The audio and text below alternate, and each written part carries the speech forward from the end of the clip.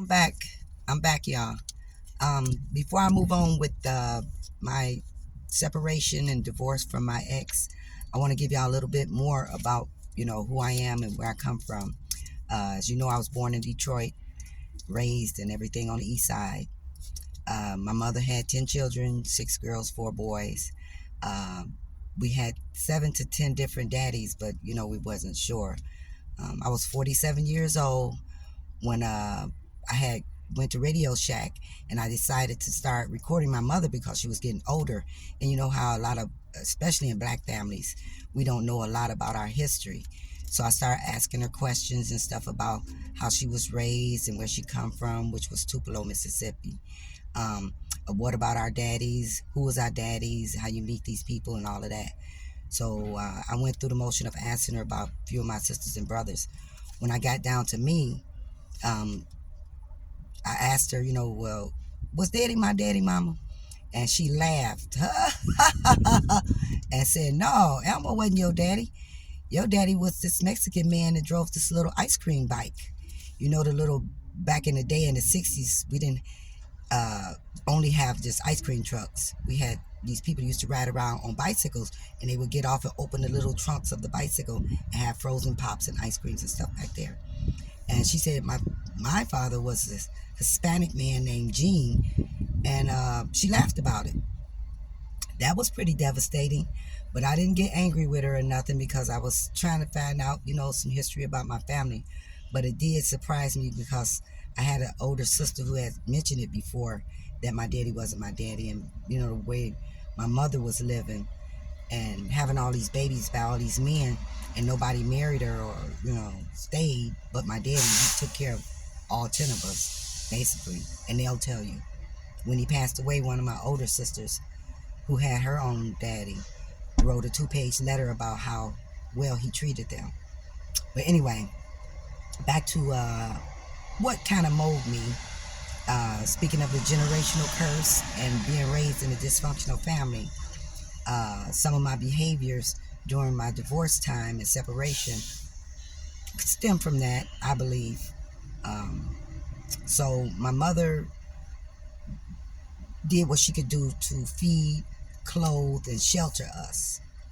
Besides being on welfare and getting food stamps, her thing was gambling, giving parties, and making money like that. So I kind of considered our house after our joint. She would have rent parties.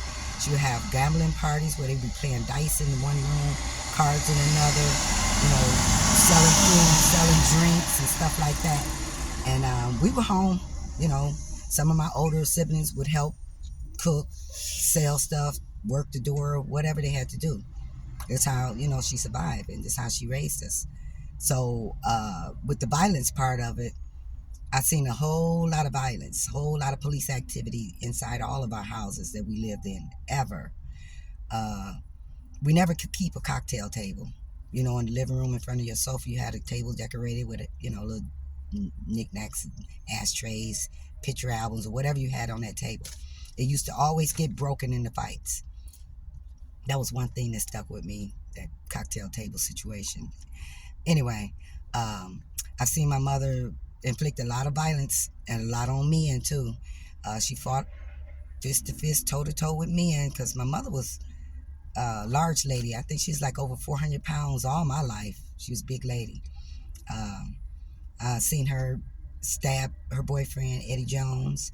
He used to sit and cry when she fight him and beat him. He used to go to work, give her all his money.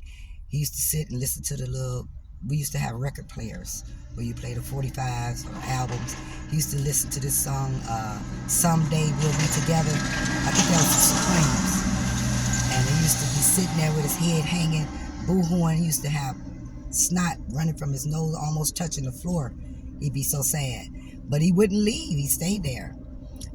She ended up shooting him one day in the altercation that they had. And she shot him, ran out the back door. Me, her, and my daddy, who came to pick her up to get away from it, he helped her escape. We drove over to my sister's. They dropped me off, and then I was in the house with the kids, and I just heard all the commotion downstairs. The police came and all of that. She got arrested. He wouldn't press charges. Eddie wouldn't press charges, even though she shot him. And back then, in those days, the way black people lives were considered, they released her. She got released, no charges and this and that. She didn't go to jail, like to prison. So that was one. She stabbed my daddy, like a couple of inches from his heart with an ice pick, I believe. It was in the newspaper or the Michigan Chronicle. Um, yeah, that happened. She had got into it with him one day. He used to do, my daddy used to say things and, make her mad or whatever. But I ain't saying that's a reason for violence. I'm just giving y'all a little bit of how I grew up. Um, they fighting and all out the house, out in the street. He slipped and fell on the curb. She jumped up and jumped on his leg and broke his leg. With her weight and her body, she jumped and cracked, broke his leg. Uh, she tore up a whole lot of his vehicles.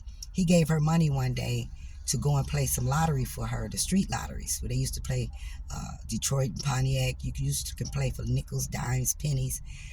She hit for like 1,000 and something. And she had gave him her money. He supposed to went to play the number. She just knew he played it. She was expecting her money. He didn't come back. He came back a couple of days later. He had told her he, forgot he didn't play it.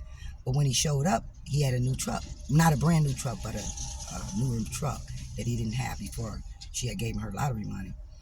Um, so he pulled up with that truck. She went into an instant rage, jumped up, started swinging on him, swinging at him with a hammer. He ran out the door, ran down the steps, past his truck, because if he'd have tried to get in it, she would have caught him. So he ran down Market Street up to St. Cyril, screaming and hollering, "Liv, I didn't spend your money. I didn't spend your money. I didn't play your lottery." She didn't want to hear it. She took that hammer and tore that truck up in front of our house, just ravished that truck with the hammer. Um, I seen her fight my friends' mothers. Uh, I'm a little girl. I don't know what they be getting into it about, but she used to be fighting up and down the street. You know that family. You probably know somebody with a whole bunch of kids. Front door always open, no screen doors, flies in the house, kids all over the neighborhood, just off the chain. Um, I know one time we had a neighbor who had just as many kids as my mama, and I don't know what our families had got into it about, but I remember my mama lining us up in the backyard by ages, and that lady lining her kids up by ages, and the person I was lined up with was a boy, and he was my same age. He hit me in my nose when it got to my turn to fight. He hit me in my nose started bleeding. But anyway, just stuff like that, and a whole lot of other violence. They gave a party. I don't know whose birthday or what it was about, but it was a big old party at our house, and we lived at Harper and Gratiot Street, 9533 Harper is where we live. I think I was about 12 or 13. So all the kids, me, my brothers, the younger ones, my sister, my nieces and nephews, we all in one room while, the adults party through the house. All of a sudden you hear big, big, big commotion. The police all through the house, fights going on. They got them billy clubs. They hit my mama in the stomach with a billy club. My brother fighting, one of my brothers, my oldest brother, Larry, ended up running in the room where us kids was. He jumped, y'all be quiet, don't tell him I'm in here. He jumped up under the covers on the bed, and we threw pillows on him, and we was all kids in there. When the police opened the door, they asked us, where did he go? Where did he go? They looking for him. They snatched off the blankets off the bed, grabbed him out of there, snatched him out the room, beating him up all out to the back. Just all kinds of violence. It was nothing to come from school on a daily basis. Get home, walk in, it's 6 to 8 to 12 different men, some women, music blasting, doors open, everybody drinking, get in there and do your homework and go outside and play. We used to do it and be gone to before the street lights come on. You better be back. Just a whole lot of just violence all the time. Not to mention the whoopings that we got, either a belt, extension cord, or switches. I don't know which was the worst, but all of them was bad. But we used to have to go and get our own switches, which I know a lot of you guys probably did too. Um, just always violence met with violence, arguments met with violence.